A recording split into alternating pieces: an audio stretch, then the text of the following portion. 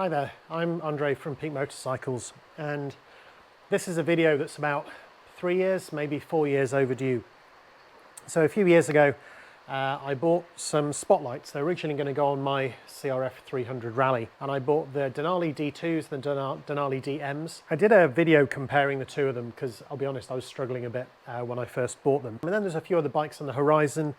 I wasn't really riding my CRF at night, and there were other things that were more important that needed to be filmed and done, and you know, life gets in the way. Thankfully, I have been reminded on a regular basis about when this video is coming, so I know at least one person was curious to see it.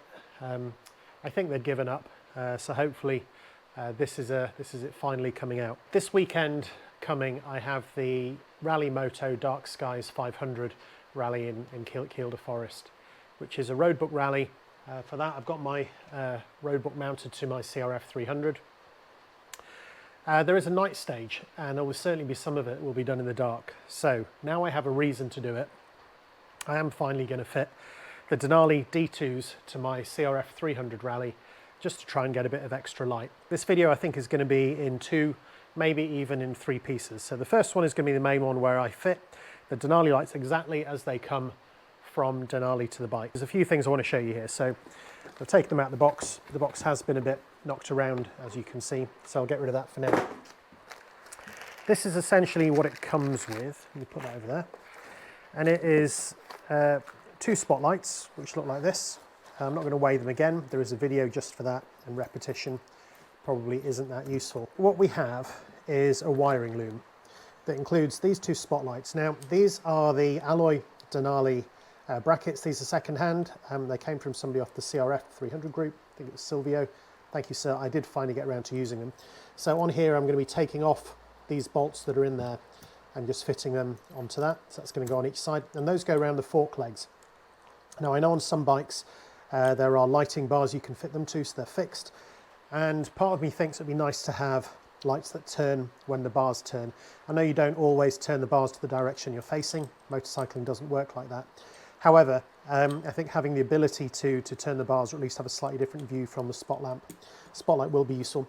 They are adjustable. They will be adjustable up, down, and in and out, as well as part of that. So if I move those across, that's the wiring loom for those. And then there is a cable attached to the 2 lights. They're on connectors, which comes up to this end. This is the business end. Now on this end, I have connections for the battery. I have a relay. And I have an activation switch, which actually goes to this switch here. Now those bits all plug together. Those supposedly go on the battery, and then this is just an on-off switch which will turn the lights on and off. Now that is sort of okay, and that will be the first video. There is a tap that you can put on it that will detect when the bike is turned on to activate.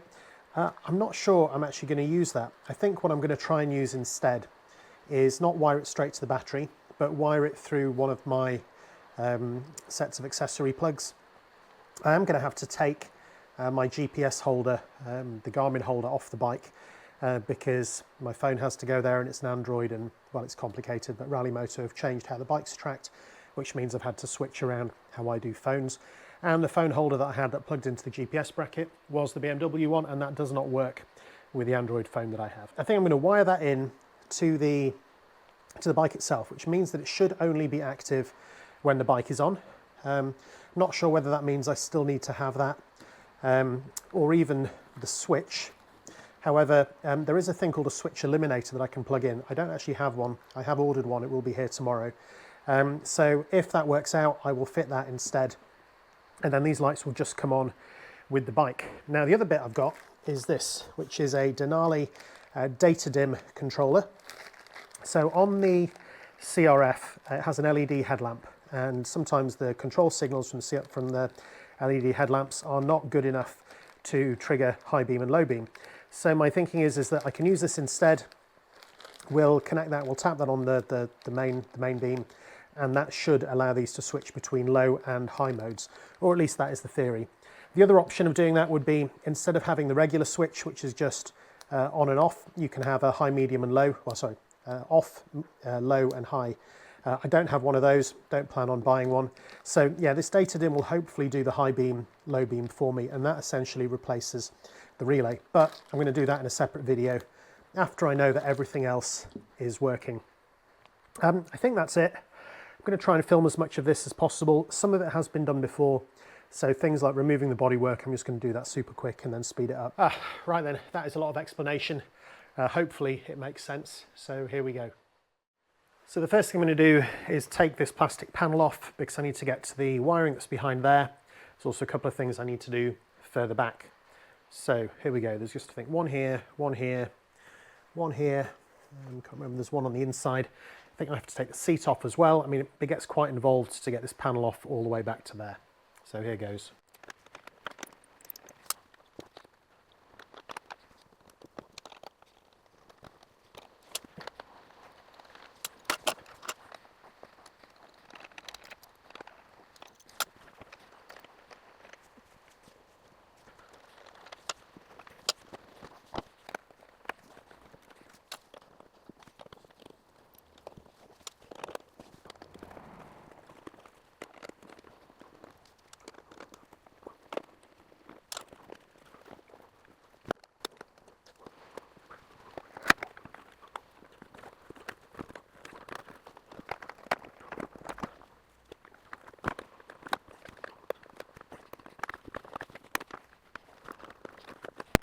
Now, hopefully you can see that I've actually got quite a rat's nest of cables in here. Is the one for the roadbook.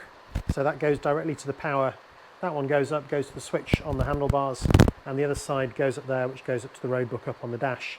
The one I actually want to remove is the one for this. This was my Garmin holder, and it had quite a lot of wiring, which also wired in here. So I'm basically going to free up one of my accessory sockets so I can connect the spotlights to it, so I'll take that off.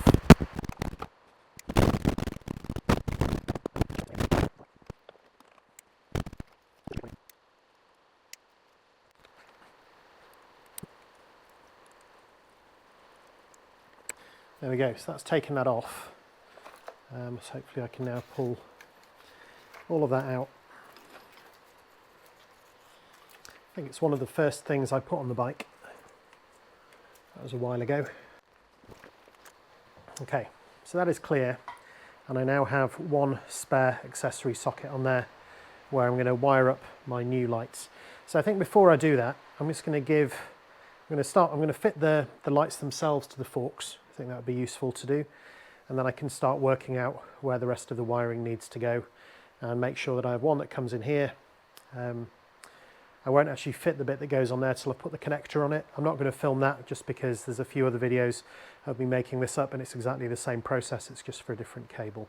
So these are essentially going to go around there and to leave that exposed to fit the light to it. I should probably clean those off first, in fact I will do.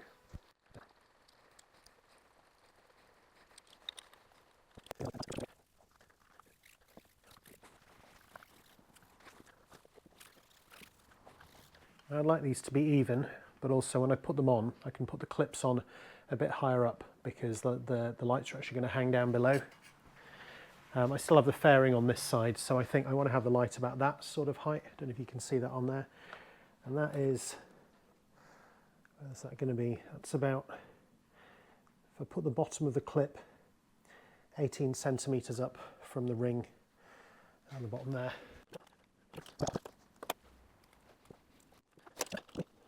It's about 18.4 to the top.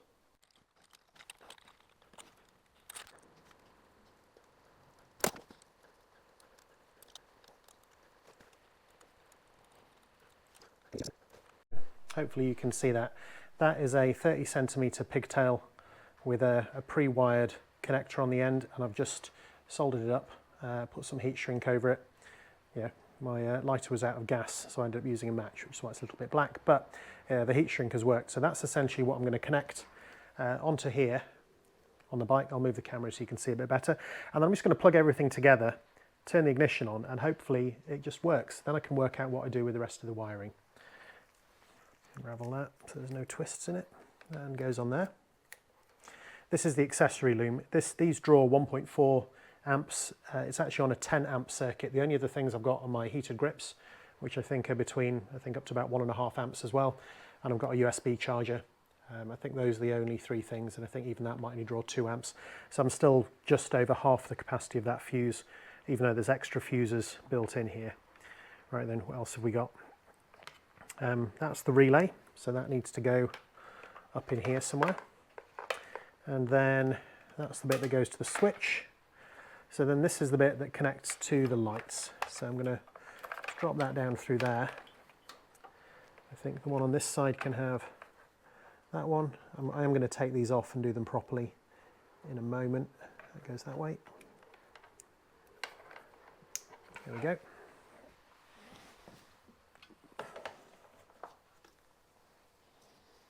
And here's the other one for the front. Goes on like that. So that is those wired up. The only other thing I think that remains is the switch, and I haven't done anything with this activation lead yet, so let's see what we really need. So that is for this switch. It goes on like that. So now I'm hoping that when I turn on the ignition, that these lights are going to work. Should we try it? So this is the wired accessory port. I'll turn that on. There we go. Here, the fuel pump, got the normal headlights. Now right now I've got this switch turned off. If I turn that on, so no. So basically I don't get anything with that as it is, which is a shame. I think what I need to do is take a look at what needs to happen with this as an activation, because right now that is what is stopping it from firing up, I think. The posi tap off the accessory connector, because that's only live when the ignition is live. It's easily accessible and it's right there in front of me. So I'm going to just have a go with that.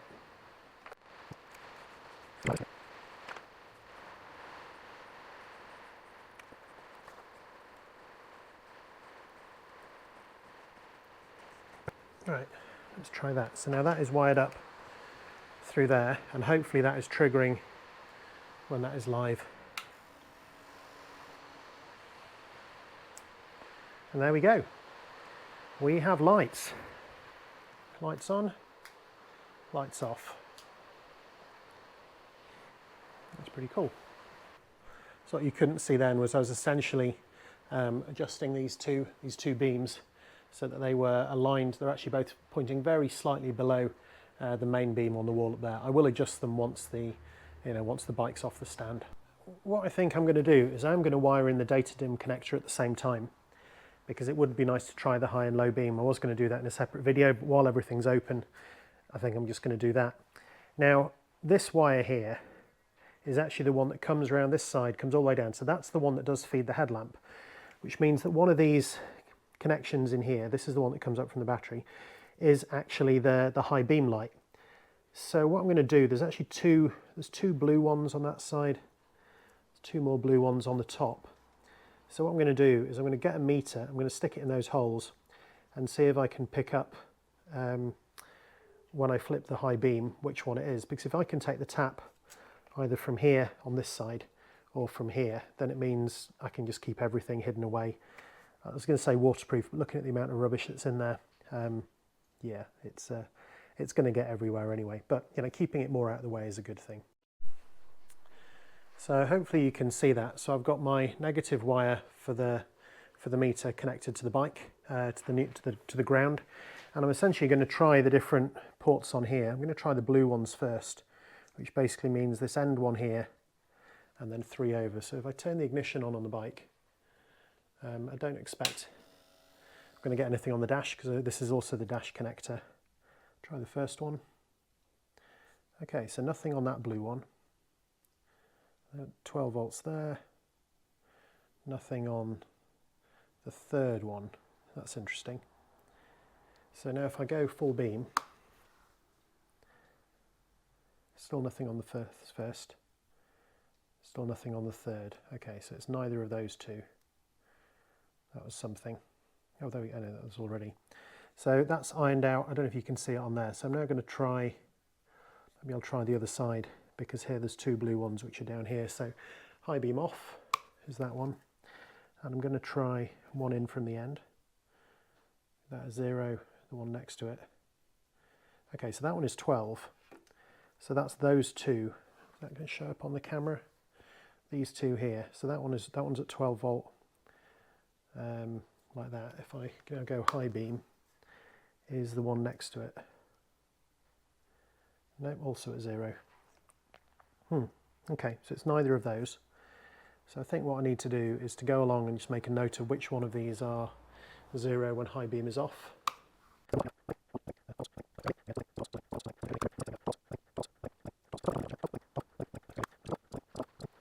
And that's 12. Okay, so that doesn't change. So what that tells me is that one of these lives is actually just wired up to the hand grip, which means it's one of these other wires coming in under here, which also goes into that wiring loom.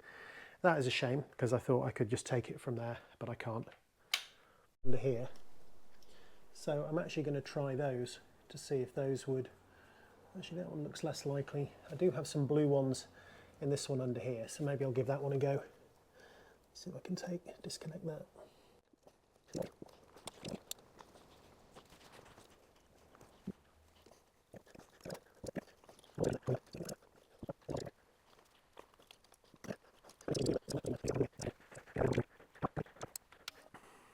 I suspect that this might, if it goes up to there, it's probably delivering the power as well, so this maybe won't actually help.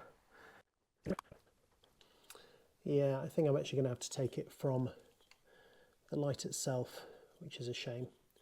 I was hoping I could find which pin it was down here that actually took it up, but I think because these cables are all multi-purpose, that's not that easy to do. I'm afraid.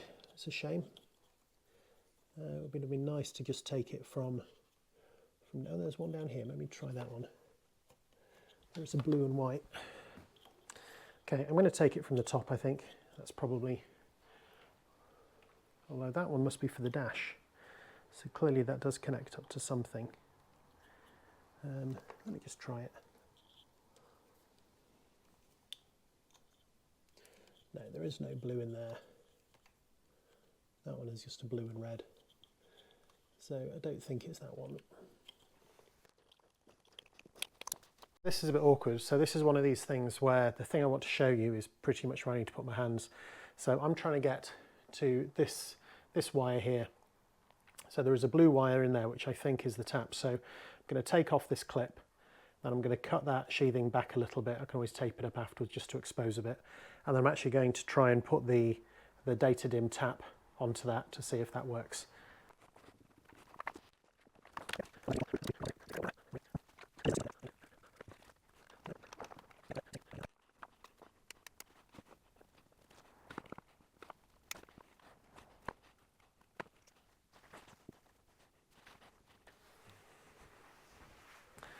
You know what, now I've got that exposed a bit more, I can actually see the colour of the wire. And the wire in there, it is actually blue with a black bit on it. So I'm going to see if I can find one of those over here. Well, I've given up trying to find where this actually comes out lower down. So I'm just going to see if I can fit the tap directly into here. I'm pretty sure it's this blue and black cable just there. I can pull that out a little bit. Pull the wire out from that. I don't know if you can actually see that. It's hard enough to see from where I am, so sorry if you can't. I'm just going to see if I can separate it out. It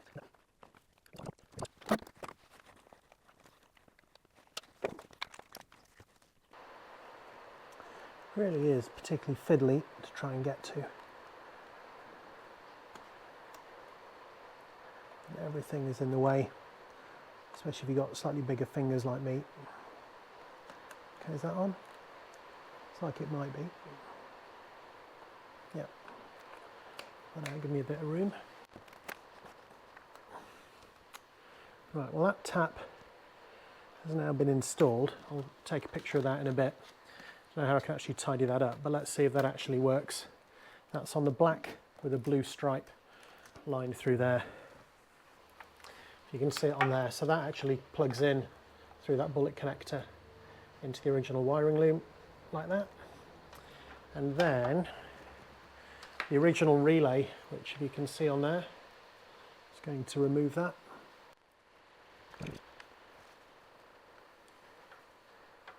There we go. That's the original relay coming off. And in its place, I'm going to put this DataDim relay on instead. You still see that on the camera? Hopefully you can. That's just a straightforward plug and play. This wiring is a mess, but let me turn that on, see if it works. So there we have low beam. Well, it's actually going the opposite way, so I guess it's not that blue and black one. That is when I go to high beam there, it actually puts the other ones on low beam.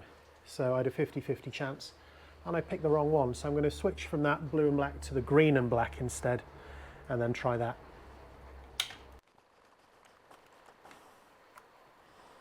To work out how to repair that, keep it watertight.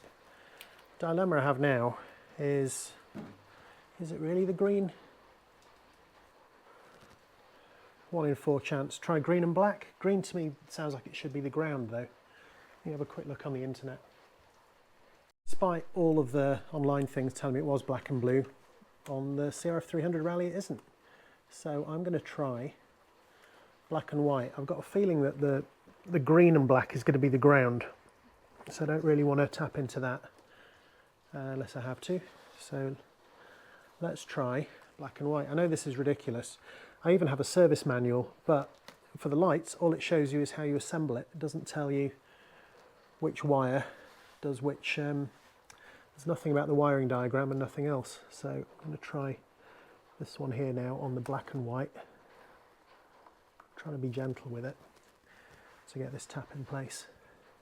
Luckily they're pretty non-destructive. It's a very, I don't know if you can see the point on the end of that, it's a very sharp point on these Denali cables. I'm just going to take that off so it doesn't get too twisted. Right, here we go, second attempt. Can I get that round that?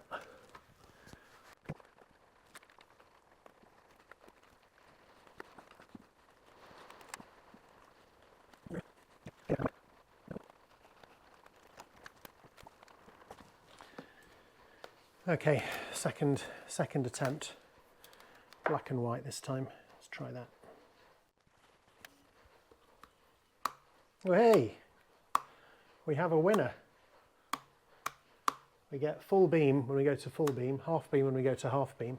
So for anybody who wanted to know, it is the black and white wire in there that is the high beam trigger. Now to see if I can do anything with that to make it a bit more waterproof.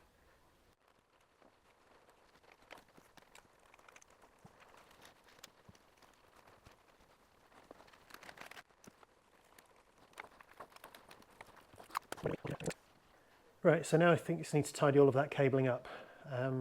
What I still don't have is the switch.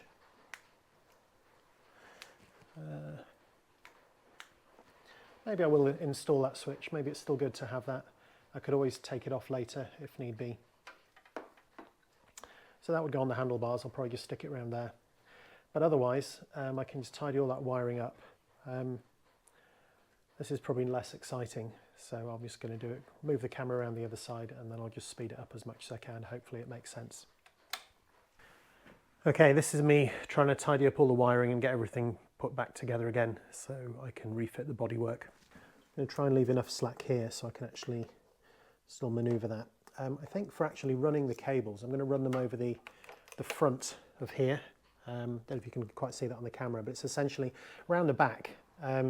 You've got the stops for the steering lock, and while I think I can get round them, probably better to be safe than sorry.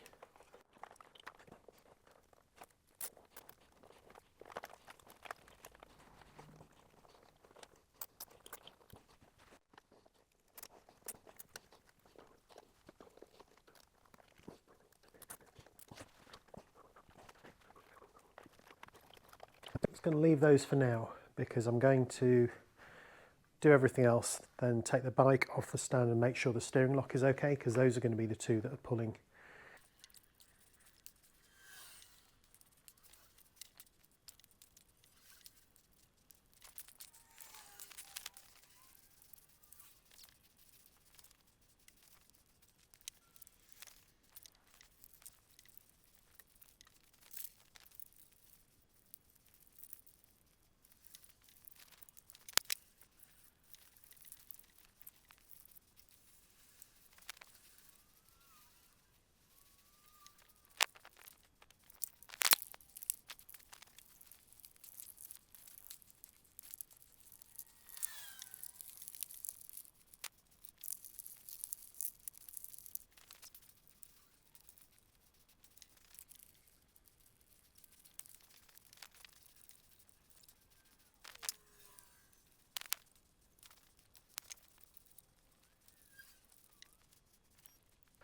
Right, then let's see if the GoPro can cope with this dynamic range. That's off.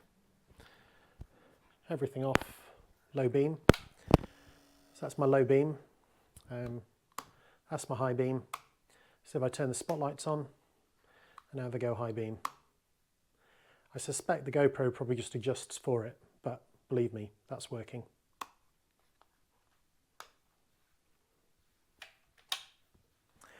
So I think that's pretty much it. The last thing I'm going to do is, am I going to do that? I think I'm going to take it off the stand and just check that the steering is okay. I think I've left enough slack, and looking at the other cables that are in there, I think it's fine.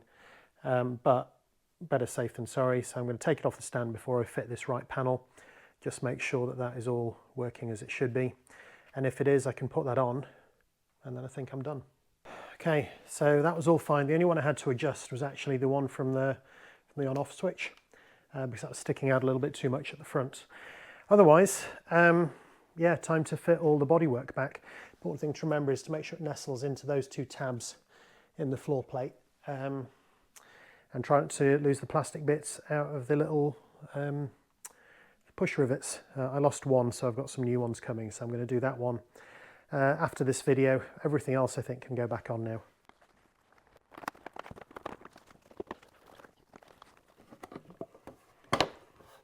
There we go. It's the important bits. Making sure that that is in at the bottom, and that that is in and interlocked, and then everything else that is on the Velcro. Right, and then it's just putting the bolts in.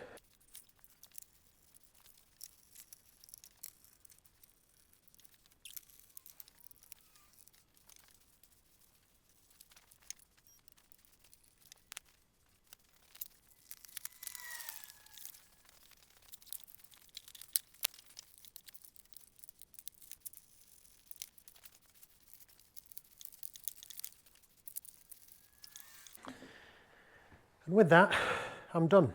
I know there's one more plastic push fit to go in, but yeah, I'll do that when I get my new ones. So that's it, that's me, I'm all done. I don't know how this video is going to be. It's taken me start to finish about 8 hours to do all of that, including the filming, with a few like meal stops and, you know, comfort breaks and the like. So yeah, some of that was actually just working out the wiring, working out what to do with it, deciding to put the DataDim in, and then the taking apart and putting back together again. So if you plan on doing this, I would do it on like a winter's evening or a winter's weekend. Don't do it the morning before you're trying to go out for a trail ride or the night before, because it definitely does take longer than you think. Now I think I'm pretty much all set, other than giving the bike a bit of a wash and a chain lube and just doing a few last checks. So yeah, I'm off to the Dark Skies 500 next weekend. I know these aren't the brightest lights going. The D2s, they are, I think, second to smallest in the Denali range. There's lots of others they do which frankly could light up a sports stadium. I don't actually mind the headlamp that's on the bike as stock, but it's always nice to have a little bit more light. So, you know, it'd be interesting to see how it works.